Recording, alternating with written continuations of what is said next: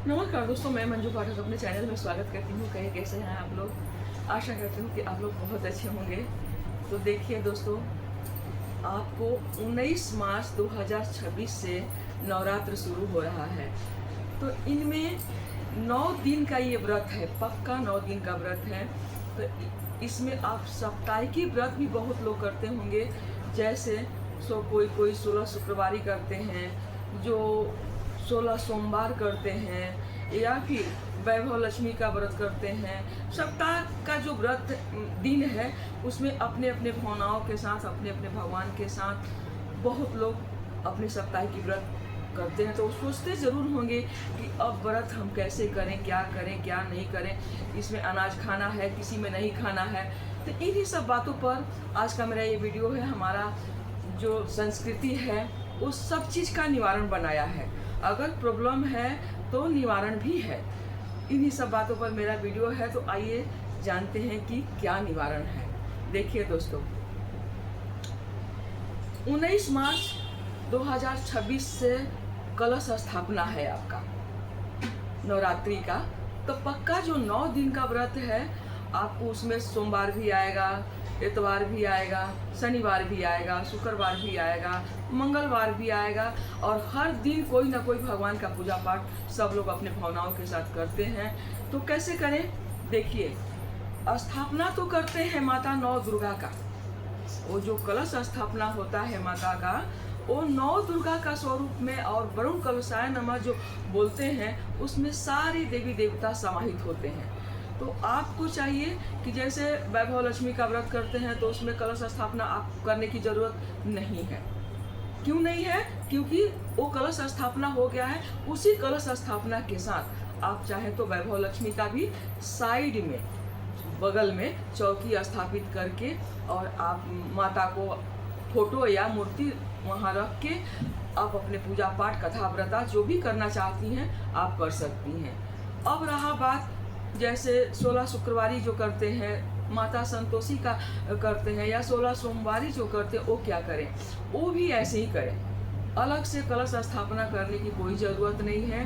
वो कलश स्थापना हो चुका है और सभी देवी देवता उसमें समाहित हैं, और उन्हीं कलश के साथ आप अलग से पीढ़ा, चौकी, 16 शुक्रवारी जो करते हैं, या माता संतोषी माता का जो व्रत करते हैं, सब अपने अपने भगवान का फोटो स्थापित करके चौकी पर आप पूजा पाठ और उनका कथा पढ़िए।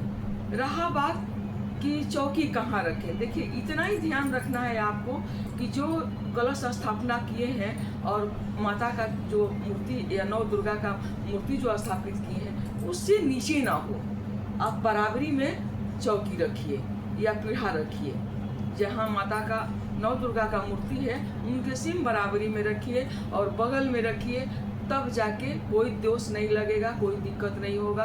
किसी का मान सम्मान ज़्यादा नहीं, किसी का अपमान नहीं। सब भगवान एक ही है। मन का शुद्धि रखिए और श्रद्धा रखिए। इन्हीं सब के साथ अपने सारे पूजा पाठ अपना पुण्य कीजिए।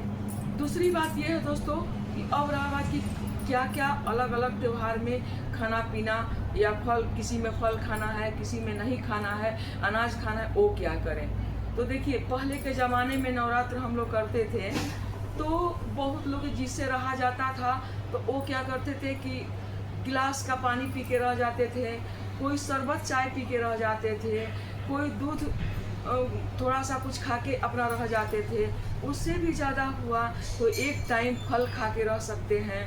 उससे भी जिसको नहीं रहा जाता है तो दोनों टाइम फल फलाहार करके अपना रह सकते हैं। हलवा उलवा सिंघाड़ा का बना के, या साबूदाना का खिचड़ी वगैरह बना के रह सकते हैं।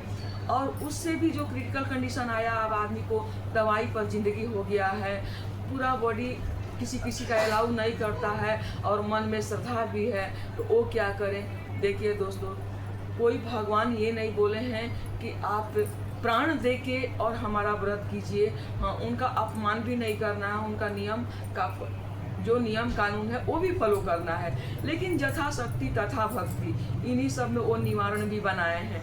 तो अब क्या कीजिए कि जैसे मान लीजिए कि वैभव लक्ष्मी का जो व्रत करते हैं ना, तो वो फल में भी रह सकते हैं। तो आपका नवरात्र का भी व्रत हो गया और वैभव लक्ष्मी का भी व्रत रह गया। आरती उरती होने के बाद आप शाम का कुछ भी सात्विक जैसे सेंधा नमक में बना के आप चाहे तो, जो नहीं वैभव लक्ष्मी के व्रत में तो सेंधा नमक संकल्प के टाइम में नहीं लिया जाता, वो मीठा चीज़ ही खा सकते हैं आप बना के। जैसे अनाज खाते हैं तो खीर बना के खा लीजिए, या पुआ बना के खा लीजिए, या फिर हलवा बना के खा लीजिए, या फिर और भी कोई ऐसा चीज़ है पकवान जो मीठा पराठा गुड़ के साथ खा सकते हैं। इसी प्रकार से माता संतोषी का भी जो व्रत करते हैं, तो जो नवरात्र भी करते हैं और माता संतोषी का भी व्रत करते हैं, सेम वैसे ही कीजिए। दिन भर आप फल फलाहारी में रहिए, शाम का आरती पूजा होने के बाद आप माता संतोषी का आरती कर लीजिए, माता नवरात्र का भी नव दुर्गा का भी आरती कर लीजिए, और उसके बाद मीठा कोई पकवान बना के आप चाहें तो खा सकते हैं। तो दोनों आपका व्रत हो गया, नवरात्र का भी व्रत हो गया और माता संतोषी का भी व्रत हो गया। इसी प्रकार से मंगलवार का जो व्रत करते हैं या 16 सोमवारी जो करते हैं, तो इस नवरात्र में ऐसे ही होता है, आप नमक नहीं खा सकते हैं। तो मीठा अनाज खा के आप एक टाइम खा सकते हैं, दिन भर फलाहारी खा सकते हैं। हम लोग तो ऐसे ही करते हैं, आपके घर में कैसे होता है आप लोग ज़रूर अपना भी नियम फॉलो कीजिएगा। कभी कोई क्षेत्र में देखते हैं कि सेंधा नमक के साथ भी खाते हैं। तो जैसे कि मान लीजिए खाली नवरात्र हम करते हैं ना, तो एक टाइम सेंधा नमक में भी जैसे नहीं रहा जाता है, तो दिन भर फल उल खा के सेंधा नमक के साथ जैसे रोटी हुआ, लौकी का सब्जी हुआ या आलू गोभी का सब्जी हुआ, जिसमें अशुद्धि नहीं माना जाता है, वो सब्जी रोटी या दाल, चना का दाल चावल सब्जी बना के सेंधा नमक में घी से छौंकी या तड़का उड़का लगा के एक टाइम हम लोग सिर्फ नवरात्र जो करते हैं वो खा सकते हैं। लेकिन उसमें जो नाना तरह का साप्ताहिक जो व्रत करते हैं, तो उसमें मीठा कोई चीज़ अनाज बना के सॉलिड खा सकते हैं, लेकिन नमक खाना हमारे यहाँ अलाउ नहीं है। आपके घर में अगर अलाउ होता होगा तो आप लोग अपना नियम देखिएगा। और इसी प्रकार से नवरात्र का भी व्रत कर सकते हैं और सप्ताहिकी व्रत भी कर सकते हैं। तो दोस्तों, मेरा वीडियो आज का ये इसी पर था कि नवरात्र जब शुरू हो रहा है तो 9 दिन का व्रत भी कैसे करें, और इसी में बीच बीच में सप्ताहिकी जो व्रत करते हैं वो भी छोड़ नहीं सकते हैं, तो वो कैसे करें। गुरुवार का व्रत जो करते हैं तो वो भी दिन भर फलाहारी रखिए, उसमें भी एक टाइम अनाज खाना है। तो बस मिठाई खा सकते हैं नवरात्रि के समय में, हलवा हुआ, पुआ हुआ, चूड़ा दूध हुआ, या चूड़ा शुक्रवार के दिन तो चूड़ा दही नहीं खा सकते हैं क्योंकि उसमें खटा माना है, दही खाना माना है, नींबू खाना माना है। बाकी में जैसे गुरुवार के दिन, बृहस्पतिवार के दिन जो व्रत करते हैं वो उसमें खा सकते हैं, वैभव लक्ष्मी वाला में खा सकते हैं, जो मंगलवार के दिन करते हैं वो खा सकते हैं, जो शनिवार के दिन करते हैं वो खा सकते हैं, जो इतवार कोई करते हैं वो खा सकते हैं। लेकिन शुक्रवार के दिन दही नहीं खा सकते हैं, खट्टा से वर्जित है। वो जिस चीज़ में खट्टापन है वो चीज़ वो नहीं खा सकते हैं। तो आशा करते हैं कि मेरा वीडियो आपको समझ में ज़रूर आया होगा, ज़रूर लाभ मिलेगा। तो मेरा वीडियो इसी पर था कि नवरात्र में जो साप्ताहिकी व्रत है उसमें क्या खाएं, क्या नहीं खाएं, कैसे करें, नहीं करें, क्या वर्जित है। और अगला वीडियो में हम आपको ज़रूर बताएंगे कि नवरात्र का कलश स्थापना का टाइम कब है, क्या है। ये मेरा वीडियो बहुत लंबा हो जाएगा, इसीलिए अब हम यहीं पे इसको स्थगित करते हैं। आशा करते हैं कि देखिए दोस्तों पसंद आया होगा तो लाइक कीजिए, सब्सक्राइब कीजिए। जो बात समझ में नहीं आई होगी अगर हमारा, तो कमेंट सेक्शन में ज़रूर आप लोग लिखिए, हम फिर से समझाएंगे। बहुत बहुत धन्यवाद। और इस नवरात्रि के शुभ अवसर पर सबको हैप्पी नवरात्रि। धन्यवाद।